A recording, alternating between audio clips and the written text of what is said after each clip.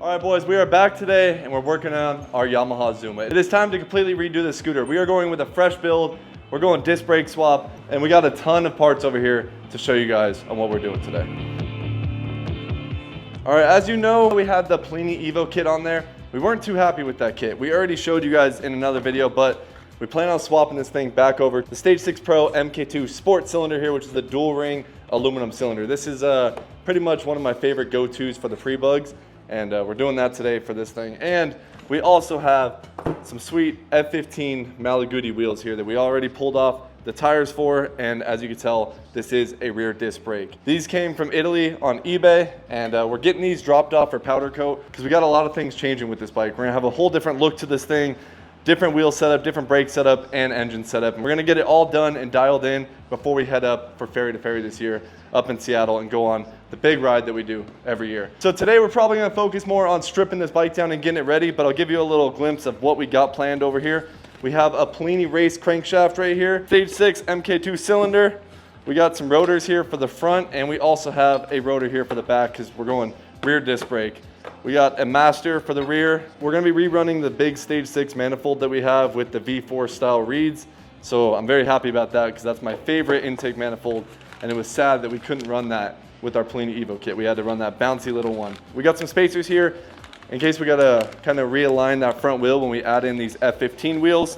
And then we also have a very important piece right here. And this bad boy right here is actually our caliper brackets. And then we'll be able to mount our caliper onto there. We have an RPM Racing 4-piston caliper to go onto the rear wheel now. And then we'll have a really dialed in rear brake setup because after riding the F12 a lot and having that rear disc brake, it's a big game changer to have a rear disc brake on these scooters, especially on something like this.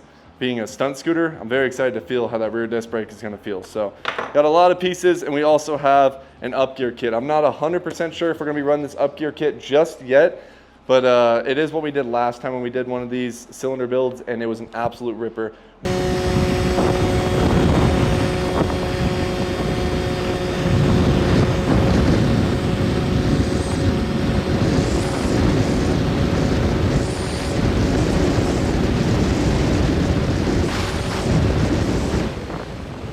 With the Yasuni C16 exhaust on there as well. So it was a great combo that we did last time. I'm hoping to achieve pretty much that same kind of setup, and then obviously a lot better with the rear disc brake and some other wheels and stuff like that. So we're gonna go ahead and jump right into it and get this thing stripped apart, because today we're gonna be pulling this motor completely apart and getting everything ready for this build. New MOPBOYZ merch coming soon, bro. We're in dire need of the new drop. New drop soon. I'm so stoked to get started on this project because I've been dying to do a rear disc brake swap on a pre-bug pretty much since my first build on one of these. I just didn't go that route yet because I hate the look of the bigger wheels on these Zumas. I'm also really hoping that we're still able to use this Plini torsion arm when we do change our wheels. I don't know how that's going to line up. We're going to have to figure that out later. But these 10-inch wheels do look really good on this pre-bug. I just feel like they fit this era really nicely, and the scooter is small, so it doesn't look disproportionate. I hated the look of the 13-inch Aerox wheels because it looks like a scooter donk. It just looks so goofy to me. The best bet was the F15s because they are 12-inch like the F12 was. Now we're removing our brake cable setup because we won't be needing those drum brakes anymore, boys. We'll get rid of all that stuff back there, and we're gonna be stripping this thing all the way down to the frame because I mentioned the problem I was having with the headset. So we got some stuff to do to the headset, possibly some things to do to the wiring, and definitely some graphics to put on. New sticker kits coming for this bike, and this thing's gonna look so sweet. I got the picture in my head, I got the ideas for the color of the wheels and everything we're going with, so it's just now putting it all together. We're gonna have to figure out something to still utilize the switches, the horn, the blinker, and the lights that run on the back side of our brake handle. I think I have an idea in my head. We'll have to figure that out once we get the panels back on. And yeah, let's just throw this thing up on the bike stand now to drop this motor out. Trying to find the best way to do it because the kickstand mount kind of hangs off in a weird spot and it makes everything sit uneven. So long wise worked. Let's drop this motor, boys. All right, as you can tell, we have our Yamaha pre-bug pretty much completely stripped down right now. We're just gonna pop this motor out now, and we got the bike kind of strapped onto the stand because we're gonna be messing with the headset too. This headset is really just like janky on this thing. I don't know, it was doing this thing where if I tightened it a little bit too much, it would just be super wonky when riding the bike. Like I felt like it was self-steering. and then I loosened it a little bit, and now it has like crazy amount of play in the front. So I think I'm missing a couple balls maybe out of the ball bearing set that goes in there. So probably gonna order a new headset for that. Plans for the front end too. We got a lot of plans for this bike. This bike is gonna be completely redone. Let's pop this motor out, start stripping this thing down. I usually just kind of hang this thing either from the rafters or manhandle it, but today we're trying something different with our new setup, so we'll see how she treats us.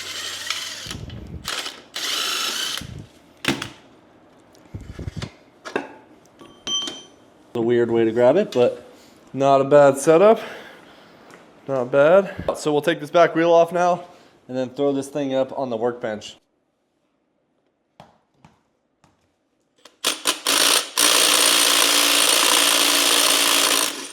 It's a little late for that. A little late for that. It's about 11 o'clock at night right now. One and done. Alright. I feel like it was not even long ago we had this thing up here. We will get, first things first, we won't be needing these where we're headed to. Get those things out of there. We can also take off this whole entire brake arm mechanism. We'll take off the ignition, and then we're going to take off this top end. See how that's looking in there.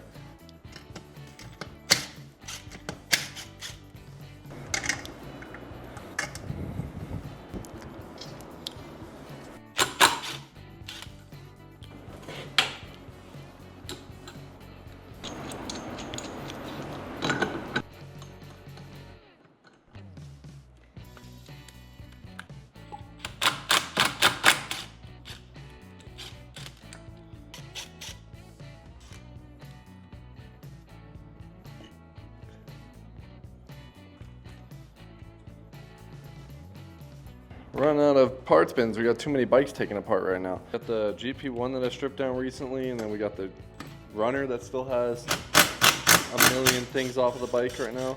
Now the prebug, but we need to get this one done and running good because we have that ride right around the corner. We also have big plans with the Typhoon, so we're actually gonna be going a crazy different route than the RC1 right now, but we do have 2 Typhoons, so we're gonna be doing something really, really cool here in the next few weeks. We gotta get kind of prepped for. This piston looks like it's getting lean a couple times, but we know that. It looks like it saw some heat in there. I'm just checking the bottom dead center on the exhaust port, and it's like pretty spot on.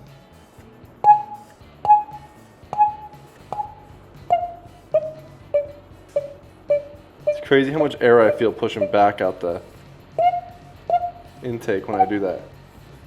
It's pushing a good amount of air through there. Alright, that's enough of that. Let's get this thing off.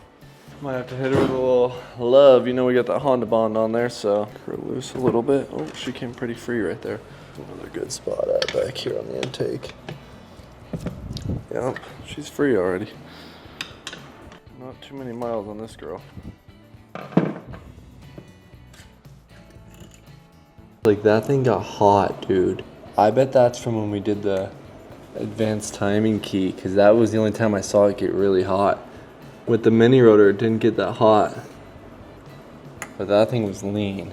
We're going to port the cases to do some case matching for our stage 6 cylinder, so we're changing the crank out regardless because I just don't want to go with the risk of doing the metal shavings down there. I'm just like, you know what, we're going to do a fresh build, throw a new crank in it anyways. This crank has a decent amount of play, but I don't feel like that crank's that bad. Side to side play is pretty normal. Up and down play is what you're kind of, worried about. This one doesn't really have any up and down play, but it has a little bit more side to side play than. Maybe we'll take a feeler gauge and we'll test that out.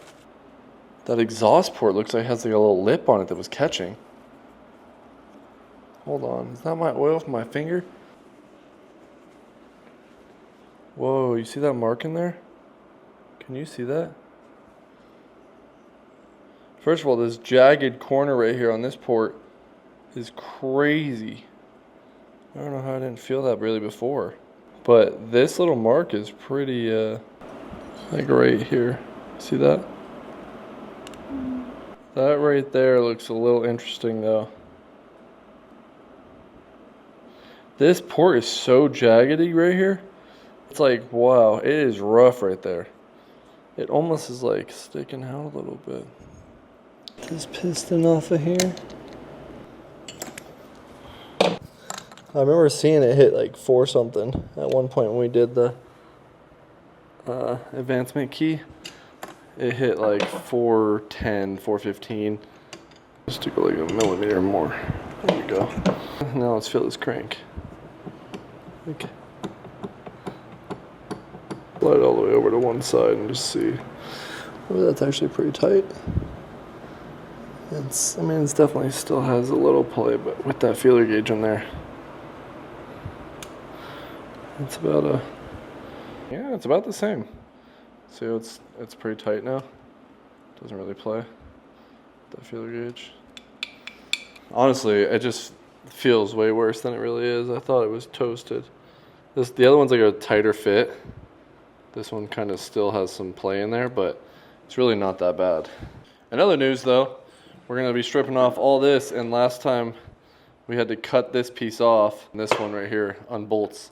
And then, once we, I believe it went way down there on the bottom. All right, so the first thing we're gonna be doing is removing this brake arm that runs to the brake cable and then inside of the brake drum itself, and get that thing out of the way because the post that thing goes through and sits on inside of the casting of the engine needs to be grinded down flush so the hub spinning on the rear for the disc rotor does not come in contact with that. We're getting a little size up to look at how that adapter fits in there, but I kind of remember us doing the F12. It was a while ago, but it wasn't too long ago. Now we're coming in and removing the crank. I was going to wait to do this, but I know I'm going to be dremeling away doing some case matching on these cases here in the next couple days as well, so I figured I just want to get it all stripped down right now and get everything out of the way. We are going to be running the new Polini crank, even though after looking at it, this Melosi crank isn't in as bad as condition as we thought, but the last thing we want to do is send metal shavings down into our crank bearings or our crank area when we're dremeling away at our cases. So it's just our best bet to take it all apart, and why not just do a fresh engine setup when we do it. Here we're pounding out the crank bearings because they stayed in the cases. The perfect size for this is a 22 millimeter. It sits exactly on the inner race of the bearing so you don't hit the ball bearing itself and they pop right out. Even though we're running new crank bearings anyways, it's just a hassle if you do it the wrong way and end up breaking a bearing inside of the case.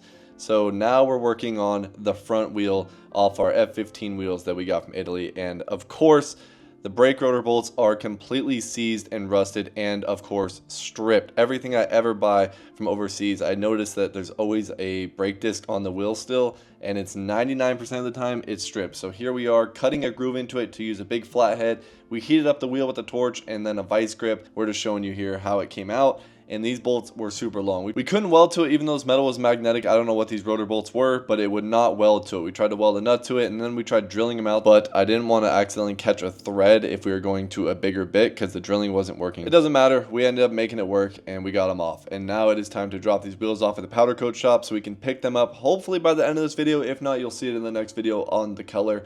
But we wanted to go with a whole new look on this Zuma, so why not? We're already going this deep into it. Now we're cutting off this rear cam post here that holds the brake shoes on the top portion, and that's looking pretty good. I know we're gonna have to come back and trim it down a little bit more, but for now and testing purposes, let's get this back in the garage and see how it's lining up. All right, we are here now figuring out a little bit more on the rear disc brake. If you haven't seen already, we did this, like I mentioned, with the F12 where we went to a disc brake conversion on the rear here. We're going with the same exact concept. So basically, this little groove where your old pivot arm used to go is already pre-cut up here on the stage 6 adapter. So that kind of just slides right over in that area.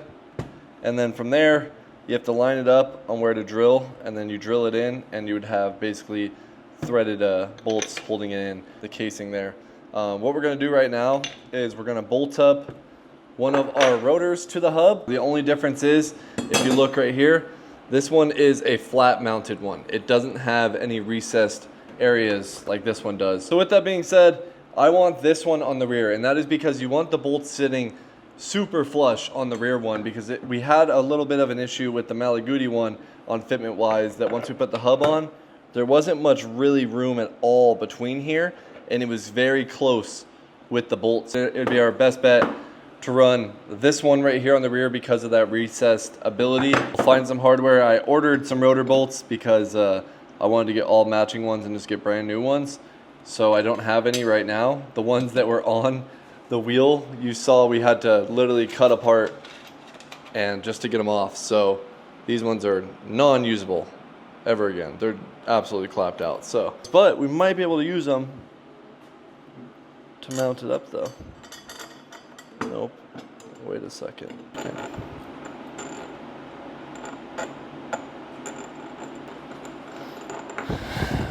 I've ordered these exact ones. I thought it was M8 on the back, not M10. That kind of sucks. Well, I ordered rotor bolts. They definitely work in the front wheel. I'll probably have at least 1 or 2 bolts we can get this mounted up with. If not, we're gonna be running to the store. I think Ace Hardware's still open. I need something either coned or a flat button, and they don't have anything M10 by 125. It's all for the M10. It's all by 150 thread.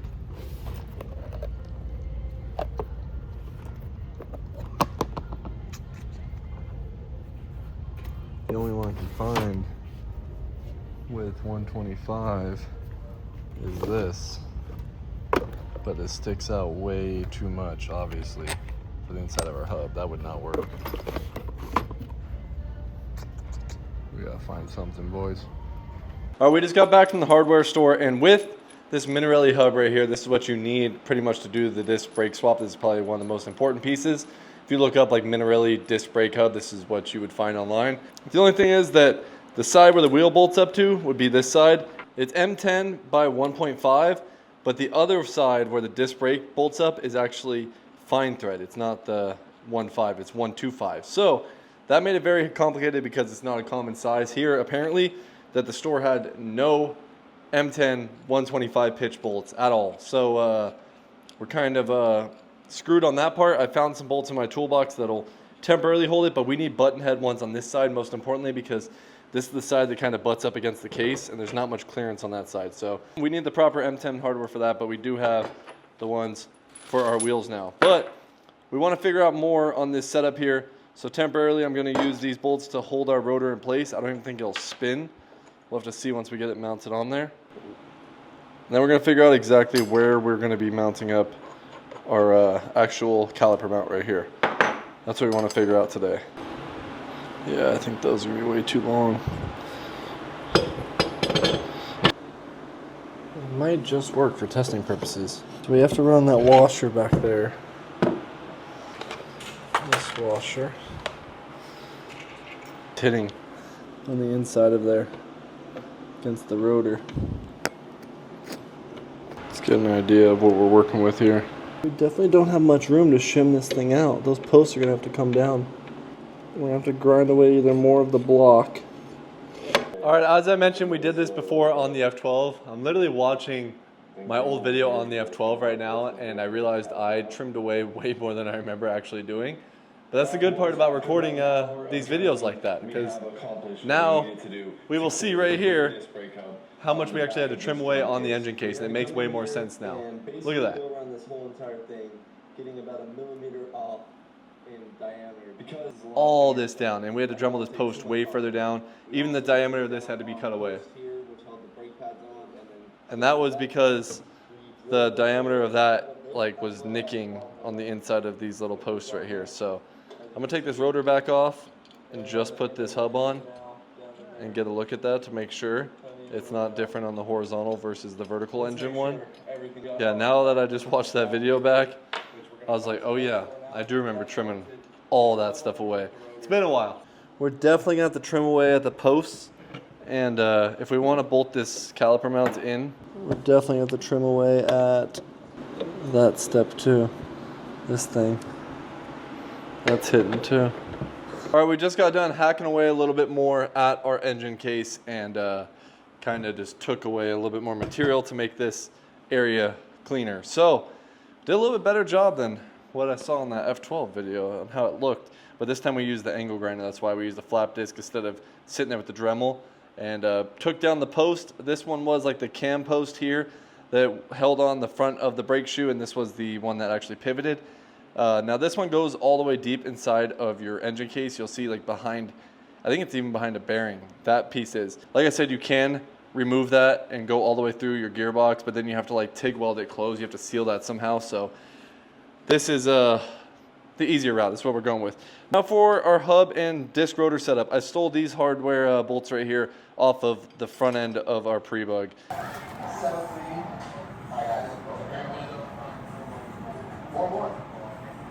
So now we got this dialed in, and these bolts are really flush. That's what I like about this. So this was honestly came out to be better because look how flush those bolts are. They're barely sticking out. So that's going to save us a lot of problems or clearance issues that we might have had before previously. But now with these posts all the way grinded down, shouldn't have any type of clearance issues at all. Oh yeah, we got so much clearance in there. We got all the clearance now going all the way around, so that's good. This was where the post was, like up here, and that's super clear now. Also, that little casting piece that stuck out back here, we had to trim off and then grind down, as you can see. And I think that was like somewhere, it sat somewhere along here. It's like a little ear that stuck off, but we had to grind that off because this caliper has to sit flush to the case up here. Now our brake shoe almost hits though, which is kind of crazy. So we got to make sure our brake shoe doesn't hit that. We'll have to come back like a millimeter. We almost want to grind away more of our engine case here so this caliper mount could sit more flush, because you want the caliper, you know, as close down to the inner part of that rotor as possible. So we'll have to get a look at it like this. The only problem I'm seeing right now is pushing our caliper all the way onto the shaft. Our brake shoes hitting on the engine. You don't want that because that's the part of the piston that moves. So it would be creating drag right there onto the actual engine case. If we actually grind that inwards like a millimeter or two, it would clear completely. That might be a better bet than trying to grind it down this way. Grind the lip down. All right, boys, here is how we're looking on the trim job. As you can tell, we went down a little further down on here, a little further down this way. We also trimmed that down that way. So now this lip does not interfere at all with that brake pad right there. So when this slides over now, as you can see now, it's even got extra space before the pad fully hits. That's not the piston right there, that's the actual caliper. The piston's inside, behind there. Now that we have it like that, I am way more comfortable with mounting it in that situation, knowing the pad can't go back any further, and once we tighten it, it'll even be more compressed. And now we don't have any of those ears or nothing in our way. I'm glad we got that all kind of situated on there. So hopefully I didn't lose that washer. I'm probably gonna end up getting this temporarily bolted up, maybe just the one, maybe both, and then we're probably gonna end up welding this on, maybe. I don't know, we got it pretty good with the bolting on last time. We might not need to weld it, but we definitely need to Dremel down this lip so I can get a proper bolt in there. And we have an issue with our Dremel, that's why we used an angle grinder on all this instead of the Dremel, because my Dremel, the speed setting is just completely broken on it. So no matter what level you're at, it's at full RPM. You can put it on one, you can put it on the lowest or max. Does not change. So that makes it scary when we come to case matching with our cylinder, because we're gonna have to do some porting right here to case match on here too. So I ordered a cheap Dremel just to be overnighted so we can get to work on this tomorrow, but we're definitely gonna have to pick up a new Dremel because that thing is cooked. I can't even get this blade off either.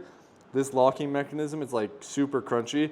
I think this thing's ate a bunch of metal shavings. It's probably behind this switch as well as a bunch of metal shavings, and it's just kind of thrashed this thing. But this locking clip, even if I push down my hardest and go to spin this thing, it just spins right past the locking clip. So we'll get that ordered and overnighted, and then crush some more out of this in the morning. I also had a brain fart earlier when I was looking at these rotors. I was like, why did I order two different rotors? Like, why didn't I order the same one? I remembered I had a big brain when I ordered these. SpaceX were in the garage too much today, but these are M10. I knew that. I knew that the rear was M10, and that's why this front one is an M8. That's why this one's flat, this one's recessed. This is actually a rear M8, like the old bolts were, as you can see. And as you can see, the rear is M10. They won't even fit through there. So this is the rear rotor. That's the front rotor. I knew that when I ordered it, but for some reason when I went to ordering the actual hardware for it, I just completely spaced that they were different sizes. So that's what happens when you order pieces to a build like months in advance. You kind of just forget on what's going on with the project. But at least we got that part right. So all we need is the bolts that we already ordered. So we're actually set pretty good now that we stole these M10s from the Zuma. Once the M8s come in that we did order, we'll have the front rotor bolts. So we'll be good to go. Actually, it ended up working out. All right, boys, we just finished up dremeling away a little bit out of our cases where we have to bolt this bracket up for our caliper. As you can see, we took down the fins that ran through here, made it flat. That way the bolt can actually sit completely flush on the case. We only have one bolt in. We'd have to drill another hole for it. Right now I basically put this one in as a set screw so we can make sure we're in the right exact spot and then go from there on deciding what we're gonna do. I do kind of want to weld it because this scooter will be a daily rider, if you will, and this thing goes on the long ride out. So given that this thing gets a lot of like that wheel grab torque to it, I kind of would just want to weld this bad boy on and just eliminate that thing ever possibility of coming loose. I was thinking we can kind of throw a bead right here with some TIG weld, obviously, because this is aluminum, and then a bead down there, and that thing would be super dialed in. Our main goal today and for this video was to get this kind of set up and aligned, and I think we did just that. So if we throw our washer down in there, I'm going to come through and Dremel this a little bit cleaner too. I just also want to cut this down a little bit. I just marked this with a pen back here. I'm going to go ahead and cut this a little bit more just to make sure that brake caliper has no issue with just clamping all the way down fully tight. So there we got our hub here mounted up with our rotors. We still have to go through and Loctite all this stuff on. I just kind of assembling everything so we can get an idea of how everything's looking. So if you look down in here, most importantly, our rotor is exactly centered in the middle of our caliper. That's very important. Not only is it centered between the brake pads, but it is a little bit on the edge, but it does have the pad fully touching on the rotor in there, as you can see. I really hope that the wheel isn't too thick. I'm scared that I don't have the wheels here. They're at the powder coat shop, but I really want to test fit the wheels because I'm scared that this Pliny torsion arm isn't going to sit right because this kind of sits way deep in the wheel, if I remember right, on the F15 ones. We will find that out. All right, I decided I'm going to go ahead and throw a second bolt in it just because even if we are going to do the welding, I just want it perfectly set in there. So what I'm doing is going through here and using this hole on the other side and kind of just coming in here and scratching the case so I know where the hole is. But if we weld this thing on, it's like a whole extra brace back here, you know what I mean? Because we took away so much material on this ear. That would just be sketchy, dude. Imagine that brake snapped off. As you could tell up here, I don't know if you can see that. Those little scratches right there. That's where our other hole has to go. I'm gonna go ahead and drill that other hole. All right, so as you could tell, the second hole drills out. I just drilled it. It drills out right into the back of that gusset right there. So we're gonna Dremel down this little ridge right here, and then we'll be able to get right to that hole that we just drilled. All right, boys, here's how we're looking. Final mock-up. We grinded this down just a hair more to bring that caliper in, and then I mounted where it was going to line up at, and we got that. As you can see, the first hole was hored out just a tiny bit because we had to readjust a little bit when we went a little bit more inwards. Second hole is prime. We cut down that little thing so it's flat. The hardware for it can fully sit. Right, now we'll go ahead and reassemble everything just for a final mock-up. So we'll bolt in our caliper mount here. As you can see now, we almost have completely made our caliper mount flush right there. So that'll work now. Our caliper is not going to be touching our case no more right there. So that's good. Hub going on now. Just throw our caliper onto here. Lines right up. Yep.